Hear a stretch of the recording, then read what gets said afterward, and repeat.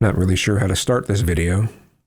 Just over the past couple days, just in that much time, I've switched kind of to an anti-Trump viewpoint. I've been trying very, very hard to be as reasonable as I can. His tariffs thing is just so horrible. It's just such a bad idea.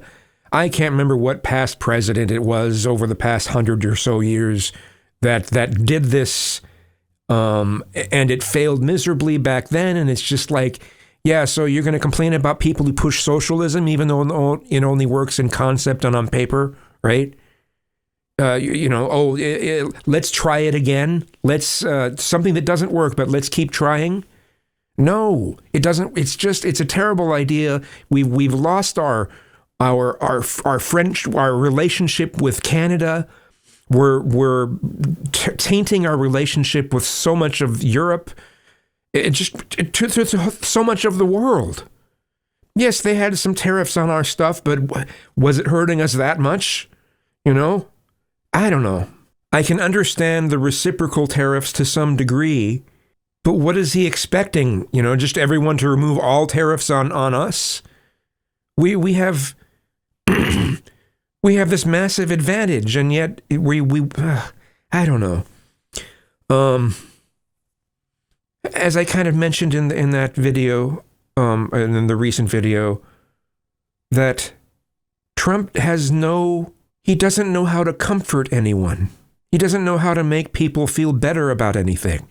He can make these statements, oh, things actually are better, but he doesn't say anything to try to make those who are so scared, like especially with, they think that he's going to get rid of Social Security, Medicare, and Medicaid, something to make them feel better, and he won't.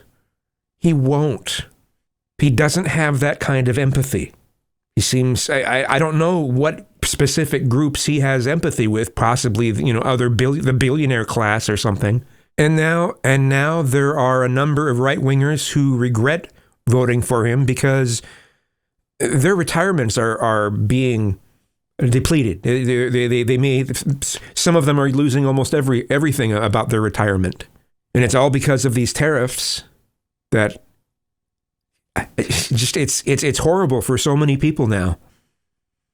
And I think it's only going to get worse. I think the stock market is going to crash even more. It's really hard for me to put any sort of faith in his presidency. It's like I'm watching the destruction of the country just in like slow motion, real time, but slow motion sort of. There's nothing any of us can do about it. It doesn't feel like it anyway. I used to, when he was first elected, I thought, I was thinking to myself, I didn't vote for either of them, but I thought, maybe they're both kind of equal. If I was thinking the bad things about Kamala with her wanting to, and her and Walz wanting to censor the internet, make it so there's so many kind of mindsets you can't even describe without it being deleted. And maybe some of those mindsets could be considered hateful, but I think I don't think you can legislate that sort of thing and still call yourself a free country. I know it's, and this is, if companies do it on their own, that's different than if the government is pushing the companies to do that. And I used to think of that as a really bad thing, as well as DEI being a really bad thing. And I still think they're really bad things. But now we look at what we're dealing with Trump. God damn him with the damn tariffs. And I think he's going to start blaming other groups for all of our problems. He's going to start blaming other groups, and other groups we should maybe demonize, right? And how about the guy, his name has Garcia in it, I think, who is now in El Salvador, who there was an agreement made that he can't be sent back there because he'll be killed. But we did it anyway. And there's a whole shit ton of things going on in the courts between the courts and Trump, pushing for them to not forcing the El Salvador government to give us back that person again. And it's just not going well. And we're not giving people their rights. We're just, when it comes to the people that are considered illegal immigrants, we're not giving anyone due process. We're just assuming things. And if something goes wrong, well, some collateral damage. It's just, I can hardly pay attention to his good sides anymore. Am I supposed to go, hey, at least everything isn't woke? Is that what I should do? So earlier tonight, someone had made a comment on my video regarding the rallies. And they were saying that, well, no, it's not, it wasn't violence-free. There was violence. And it wasn't just some joke or something. And it ends up, it's a guy who, what is his name? Nick Shirley. He talked about how Nick Shirley went to one of the rallies. Well, obviously you can only go to one at a time, right? I mean, they're all taking place at the same time. You can really only be at one, right? And there was a footage of him going to a rally, and he likes going around asking people questions. And a lot of people look at those who go around asking questions at these places as instigators, as someone that's trying to get a reaction out of people. I assumed that Nick Shirley wanted to cause a problem, wanted to instigate something. Sorry, something happened on the other screen. Yeah, I thought he was just another one of those instigators. Like, I don't know, I think about like in 2018, there were some people that stood around Capitol Hill, the Broadway, right on Broadway and Capitol Hill, and that's the gay part of Seattle. And they'd stand around with signs that say, free hugs from a Trump supporter. And knowing that they're going to get a negative reaction most of the time.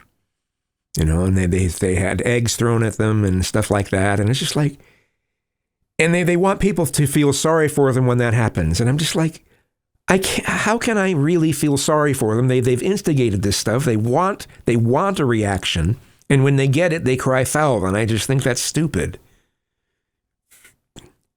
But I don't know whether Nick Shirley is a real example of that. And I thought he might have been. And maybe some people still consider him that way. I don't really understand the point in going to some of these rallies where some of the people are crazy, but you have to ask them anyway. You know that even if someone tried to give you a good response, it's probably still going to suck. It's probably still going to be one-sided. I just don't see the point. I mean, we know that a lot of people who go to these rallies don't really deeply understand why they're there. They can't even necessarily explain why they think Trump is Hitler or why they think Trump is a fascist or why they hate him at all.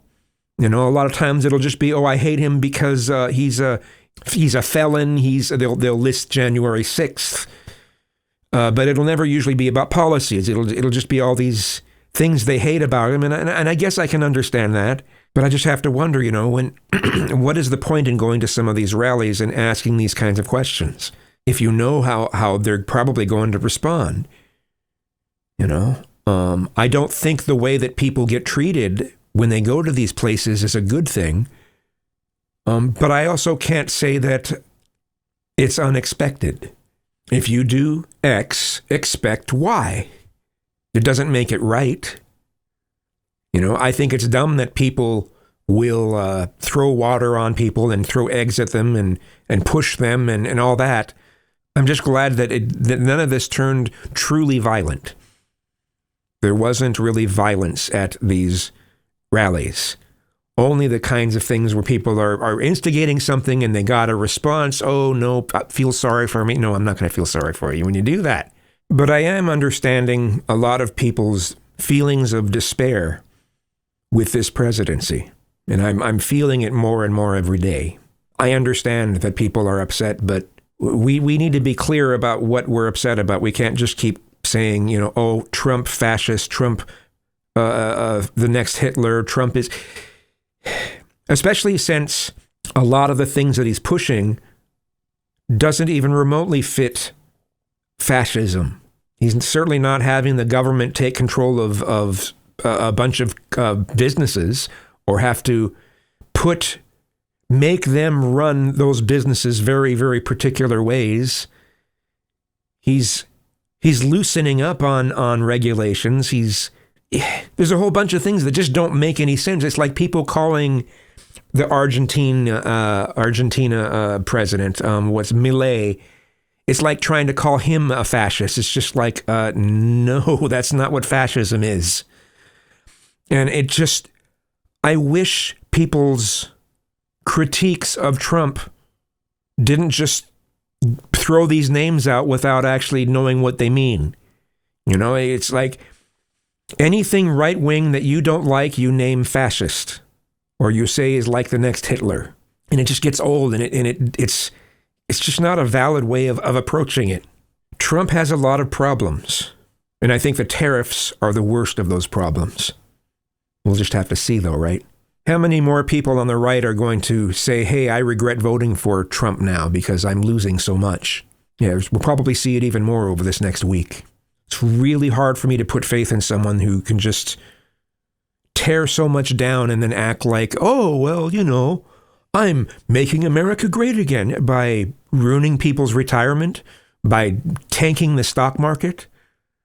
Sorry, and I'm repeating myself. I guess I'll end the video now. Thanks for watching.